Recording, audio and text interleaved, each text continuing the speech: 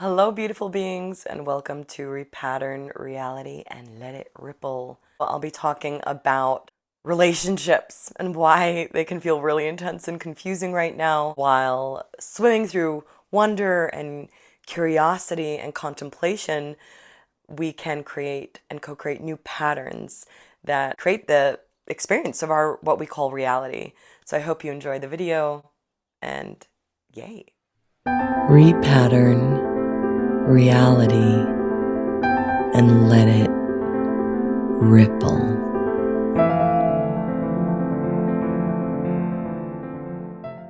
Relationships feel really intense and rich right now and quite confusing. I've been wondering a lot and asking why. What is it that is happening through a relationship? And so I want to talk about what is happening and why, and also how we can navigate this more easily through seeing it in different ways. You know, when we play with our perspective about how we see what we're experiencing, it really does change the experience.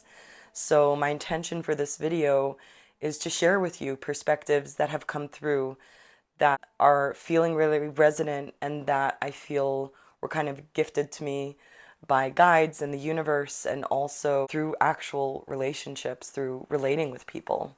From a human design gene key perspective, if any of you know about those systems, we are going through a mutation in our solar plexus right here, okay? So this is the energy center where we feel our power. It's our self-perception. Like, how do we see ourselves? Like, we each have this internal image of, oh, I'm this person, right? Or even if it's like, I don't know who I am, in a way, even that can become like, oh, I'm a person that doesn't know who I am. Or like, I don't have an identity. It's like, okay, you don't have an identity. It's like, there's always some home-based self-perception, and it resides here. And it's directly correlated to our power, how we relate to our internal power. That's kind of like a side note from gene keys and human design. But from a human design and gene key perspective, we're going through a mutation. We are changing the center through relationship. So there's an actual genetic change we're experiencing through relating with each other. We're evolving, transforming ourselves, each other, and life through relationship right now.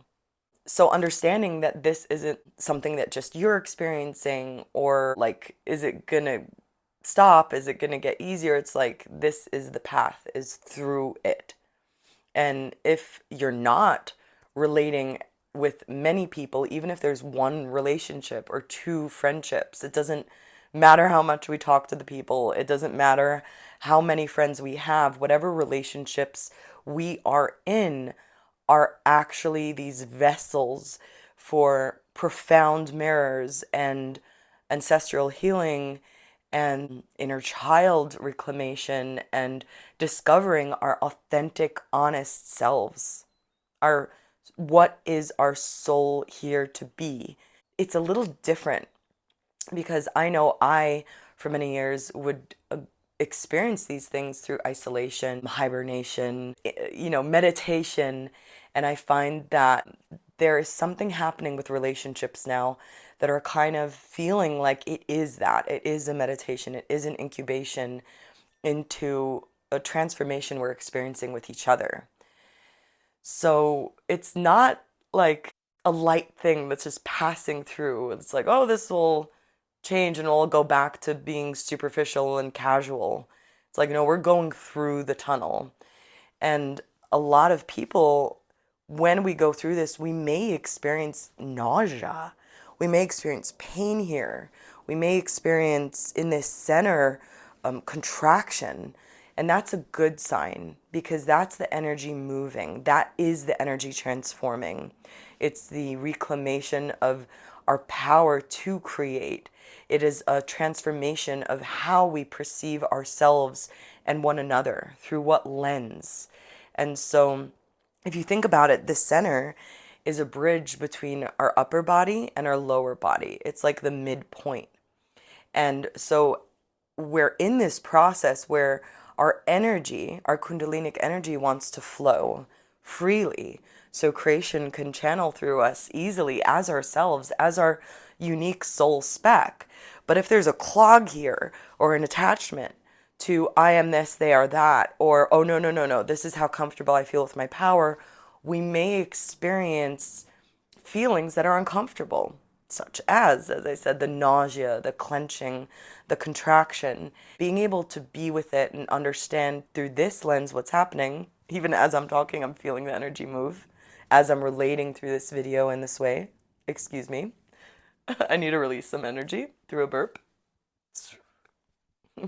That happens. So being aware of that will allow us, like, if you're feeling that, usually maybe we would like run away or like, oh, do I need like a tum or something? But if we actually perceive this larger perspective, this basket perspective, then we can actually allow that energy to move more smoothly and know how to tend to it and know when to relate with that person in a relationship, when to relate with ourselves. We can follow this energy and ask it, like, how do you wish to move? So that energy can be unlocked and it will like open up a bridgeway for our upper center energy centers and our lower energy centers to bridge and merge. So what's really happening here, right?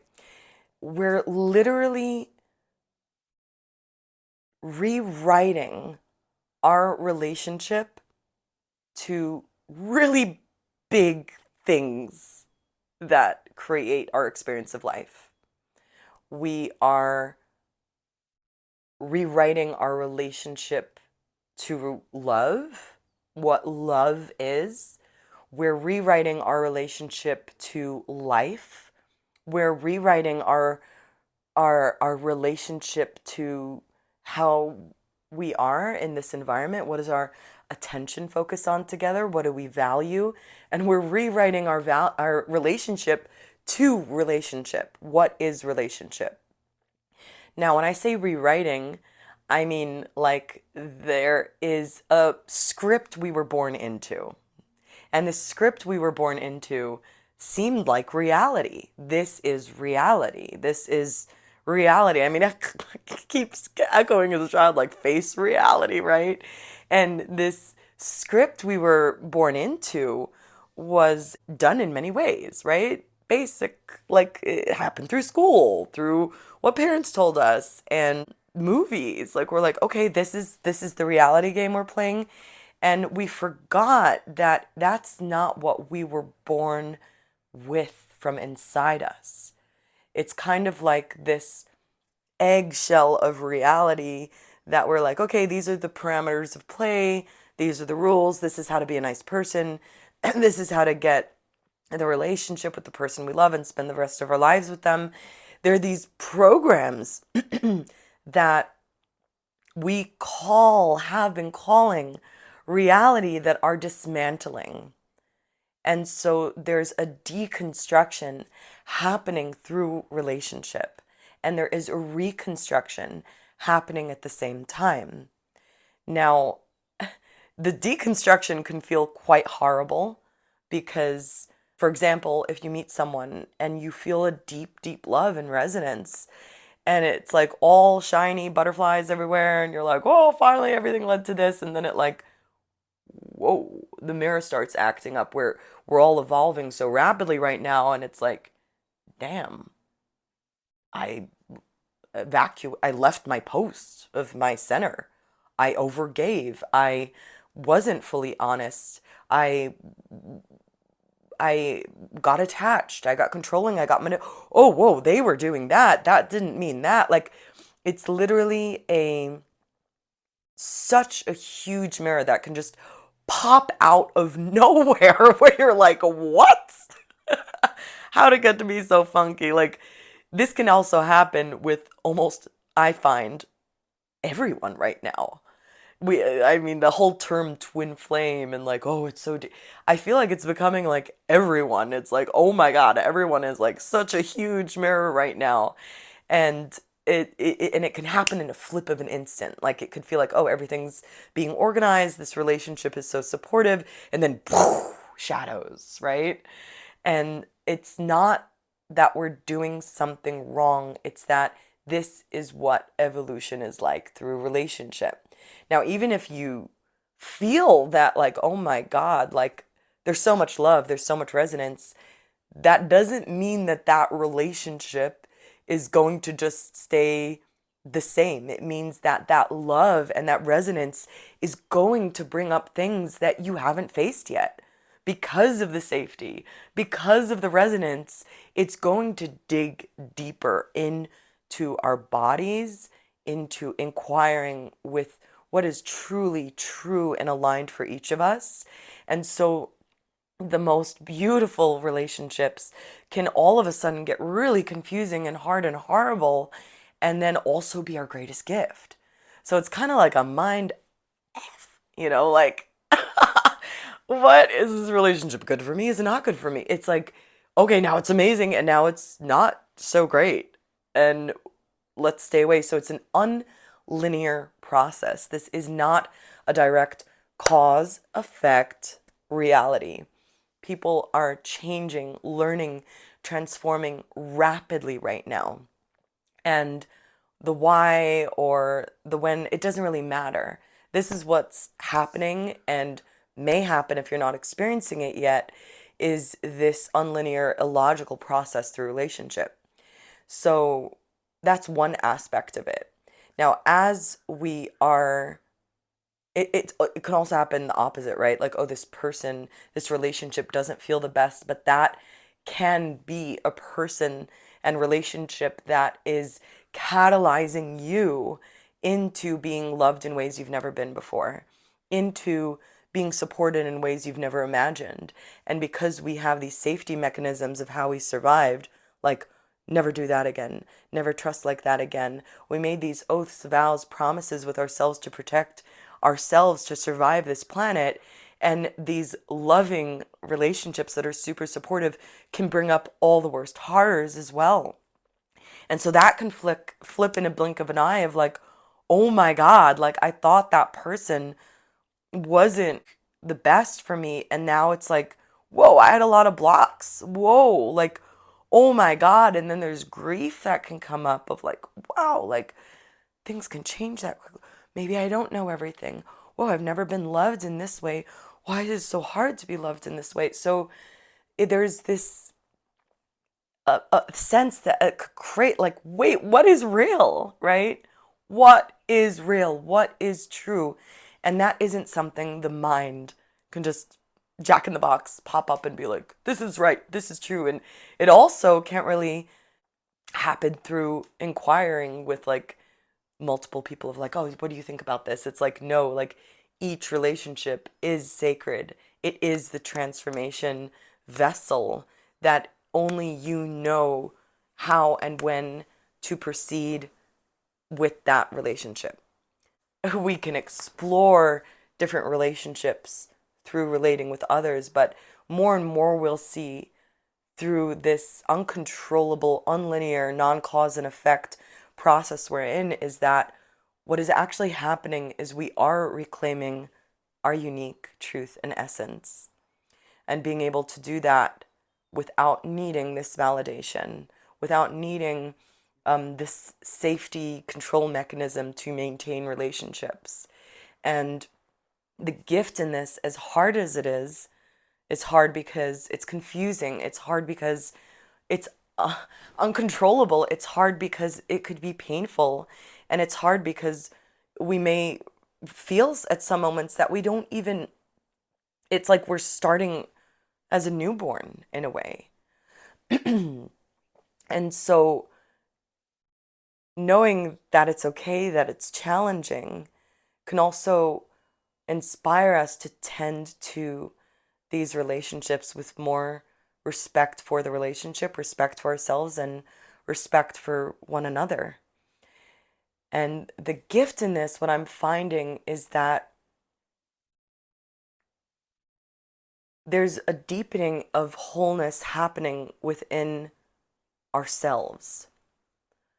there is this sense like, oh, it's not um, that I need to hold on to these people, but it's like this adventure of all of the globe being this playground of relating. Now, relating, it's like relating is creating, like it is creation. Our relationships are a direct equation, I'll call it, into the reality product. So when two people come together, there's not two people. 1 plus 1 isn't two, it's actually three. There's one person, another person, and then the experience that they co create together.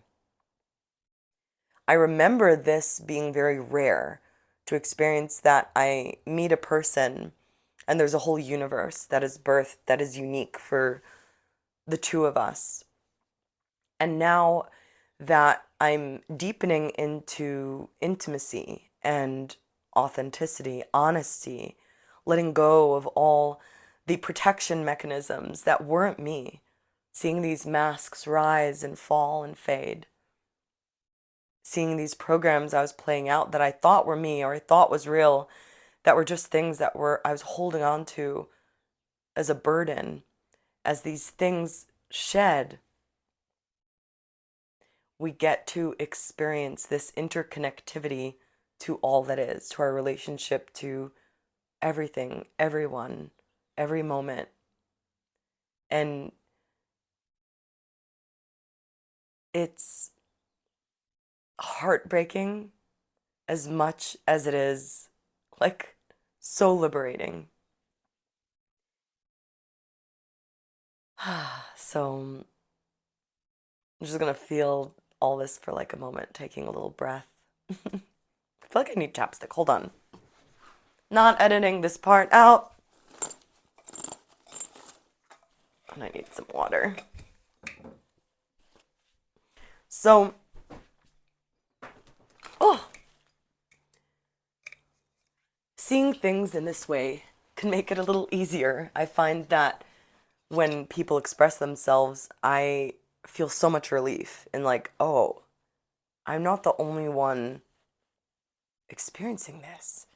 They're experiencing it and they're using words that I didn't know how to use, and the way they're saying it is just clicking for home. Like it's clicking home, a sense of home within what I'm experiencing. So the way I'm wording it doesn't need to be your absolute truth, but it can be a cheerleader to what you may be experiencing in different words. What are we rewriting now in these relationships? Hold on.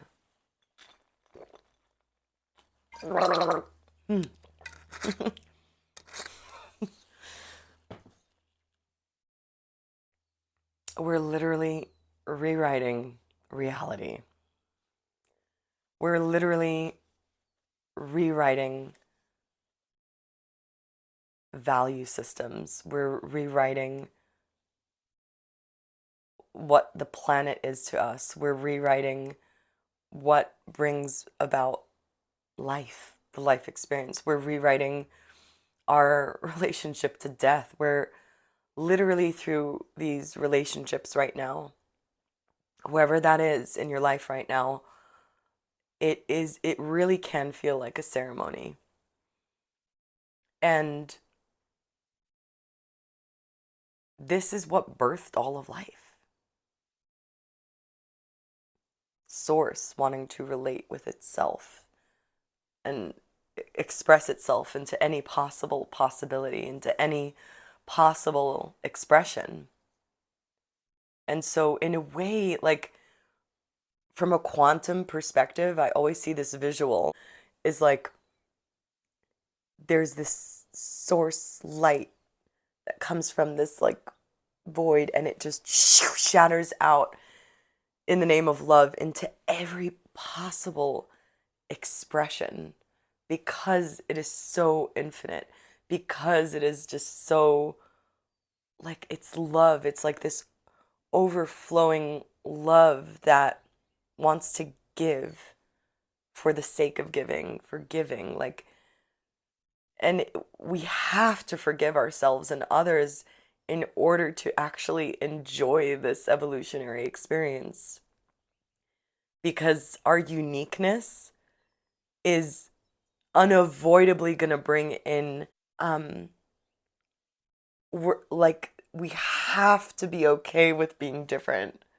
We have to be okay with how we are different without trying to be more like someone else. We have to make peace with ourselves.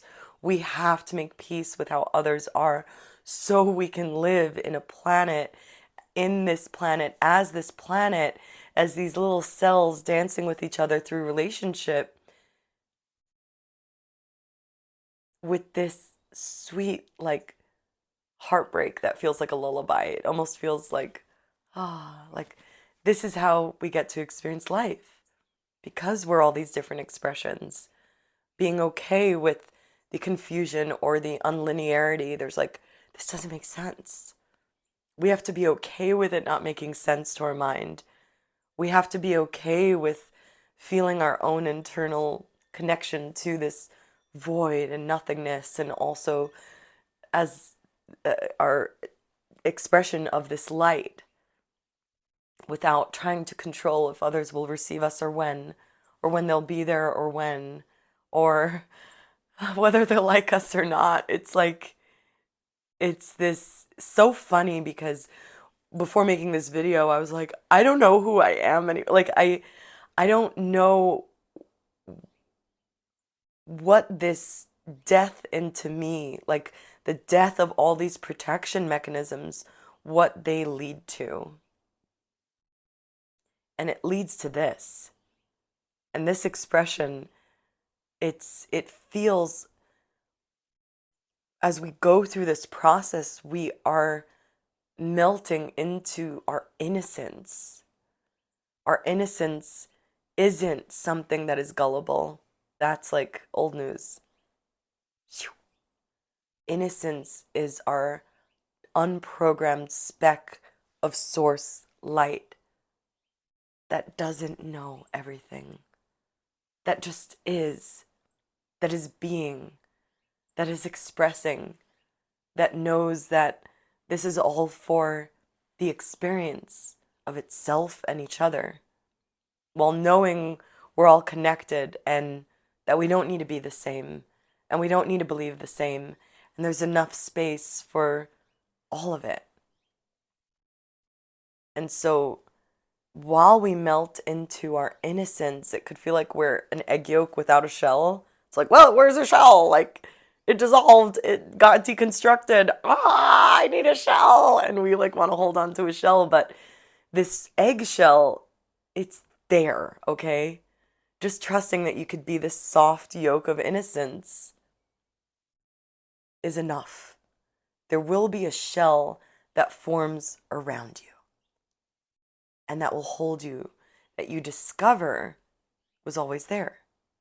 And all the protection mechanisms and masks and versions of you that were never you start to crack, crack, crack, crack. And it's like there's this larger egg holding all of you. That's what it feels like.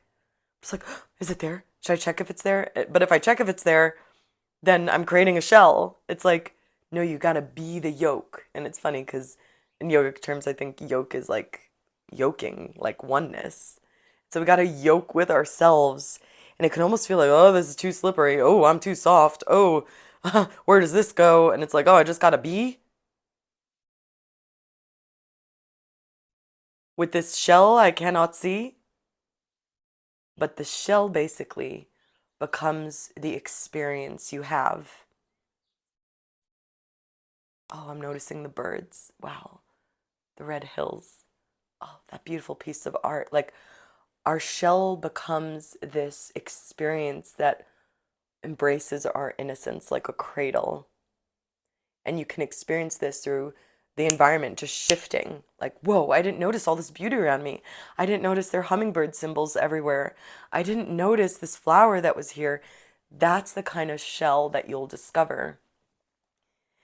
And the last thing I'll say about this shell, there's so much more to say, but for now I'll just say we were kind of programmed to identify with the shell, focus on the shell, and give all our attention to having a shell, having an identification and a controlling mechanism, like 80% of the time. And then, okay, 20% of the time you can be the yolk, right? You can be alone or when you sleep. And it's not very true. And 80% of the time being the yolk, and then maybe 20% of the time focusing on the shell works better. Focusing on the shell could be like, I'm going to cut myself a salad. I'm going to take a walk. Like, that's like tending to our experience, right? But the 80%, we get to explore and experience and remember and rediscover who we are with ourselves, with each other in this life. What is the love that we are together? What do these relationships create? How does it shift our perception? While knowing that we're all interconnected. So it's this beautiful bridge occurring from, I feel like, a deep space of loneliness that leads to wholeness. And we get to do that together now. So